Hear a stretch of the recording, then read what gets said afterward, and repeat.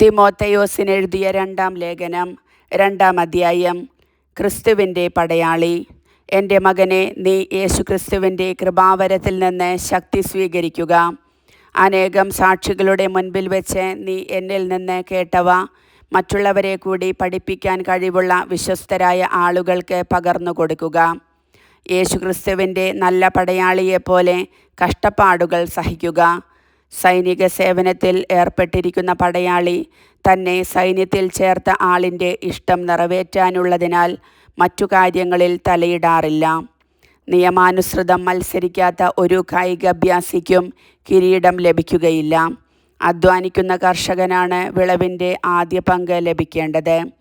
ഞാൻ പറയുന്ന കാര്യങ്ങളെക്കുറിച്ച് നീ അവധാനപൂർവം ചിന്തിക്കുക. എല്ലാ കാര്യങ്ങളും മനസ്സിലാക്കാൻ വേണ്ട കഴിവ് കർത്താവ് നിനക്കു തരും. എൻ്റെ സുവിശേഷത്തിൽ പ്രഘോഷിച്ചിട്ടുള്ളതുപോലെ ദാവീദിൻ്റെ വംശജനും മരിച്ചവരിൽ നിന്നുയർത്തവനുമായ യേശുക്രിസ്തുവിനെ സ്മരിക്കുക. ആ സുവിശേഷത്തിനു വേണ്ടിയാണ് ഞാൻ കഷ്ടത സഹിച്ചുകൊണ്ട് ഒരു കുറ്റവാളിയെപ്പോലെ വിലങ്ങുകൾക്ക് വരെ അധീനനാകുന്നത്. എന്നാൽ ദൈവവചനത്തിന് വിലങ്ങി വയ്ക്കപ്പെട്ടിട്ടില്ല. അതിനാൽ തിരഞ്ഞെടുക്കപ്പെട്ടവർ യേശുക്രിസ്തുവിൽ ശാശ്വതവും മഹത്വപൂർണവുമായ രക്ഷ നേടുന്നതിനു വേണ്ടി ഞാൻ എല്ലാം സഹിക്കുന്നു. ഈ വചനം വിശ്വാസയോഗ്യമാണ്. നാം അവനോടുകൂടെ മരിച്ചിട്ടുണ്ടെങ്കിൽ അവനോടുകൂടെ ജീവിക്കും. നാം ഉറച്ചു നിൽക്കുമെങ്കിൽ അവനോടുകൂടി വാഴും. നാം അവനെ നിഷേധിക്കുന്നെങ്കിൽ അവൻ നമ്മെയും നിഷേധിക്കും. നാം അവിശ്വസ്തരായിരുന്നാലും അവൻ വിശ്വസ്തനായിരിക്കും. എന്തെന്നാൽ തന്നെ നിഷേധിക്കുക അവന് സാധ്യമല്ല.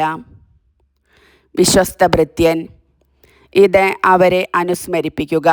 വാക്കുകളെ ചൊല്ലി തർക്കങ്ങളിൽ ഏർപ്പെടാതിരിക്കാൻ അവരെ ദൈവസന്നിധിയിൽ ഉപദേശിക്കുക. ഇത്തരം തർക്കങ്ങൾ യാതൊരു ഗുണവും ചെയ്യുകയില്ല, ശ്രോതാക്കളെ നശിപ്പിക്കുകയേയുള്ളൂ.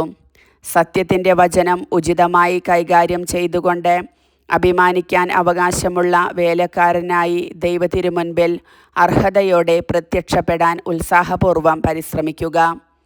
ലൗകികമായ വ്യർത്ഥ ഭാഷണം ഒഴിവാക്കുക, അല്ലെങ്കിൽ അത് ജനങ്ങളെ ഭക്തിരാഹിത്യത്തിലേക്ക് നയിക്കും. ഈ ഭക്തിരഹിതരുടെ സംസാരം ശരീരത്തെ കാർന്നു തിന്നുന്ന വ്രണം പോലെ പടർന്നു പിടിക്കും. ഇക്കൂട്ടത്തിൽപ്പെട്ടവരാണ് ഹ്യുമനയോസും ഫിലേത്തോസും. പുനരുദ്ധാനം സംഭവിച്ചു കഴിഞ്ഞു എന്ന വാദം ഉന്നയിച്ചുകൊണ്ട് അവർ സത്യത്തിൽ നിന്ന് വ്യതിചലിച്ചു. ചിലരുടെ വിശ്വാസത്തെ അവർ തകിടം മറിക്കുകയും ചെയ്യുന്നു. എന്നാൽ ദൈവം ഉറപ്പിച്ച അടിത്തറ ഇളകാതെ നിൽക്കുന്നു. അതിൽ ഇങ്ങനെ മുദ്രിതമായിരിക്കുന്നു: കർത്താവ് തനിക്ക് സ്വന്തമായിട്ടുള്ളവരെ അറിയുന്നു.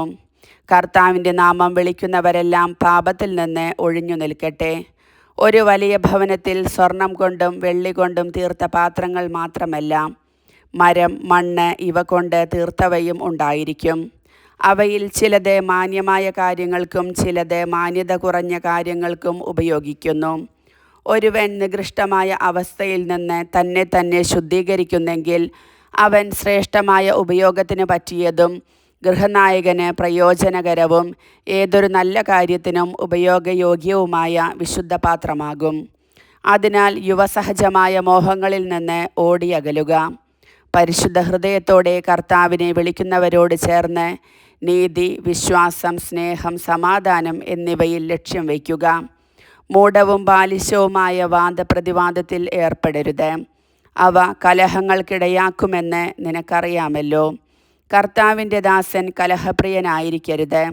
എല്ലാവരോടും സൗമ്യതയുള്ളവനും യോഗ്യനായ അധ്യാപകനും ക്ഷമാശീലനുമായിരിക്കണം. എതിർക്കുന്നവരെ അവൻ സൗമ്യതയോടെ തിരുത്തണം. സത്യത്തെക്കുറിച്ചുള്ള പൂർണ്ണബോധ്യത്തിലേക്ക് മടങ്ങി വരാനുതകുന്ന അനുതാപം ദൈവം അവർക്ക് നൽകിയെന്നു വരാം. പിശാച് തൻ്റെ ഇഷ്ടനിർവഹണത്തിനു വേണ്ടി അവരെ അടിമകളാക്കിയിട്ടുണ്ടെങ്കിലും അവർ സുബോധം വീണ്ടെടുത്ത് ആ കെണിയിൽ നിന്ന് രക്ഷപ്പെട്ടേക്കാം. കർത്താവിൻ്റെ വചനം.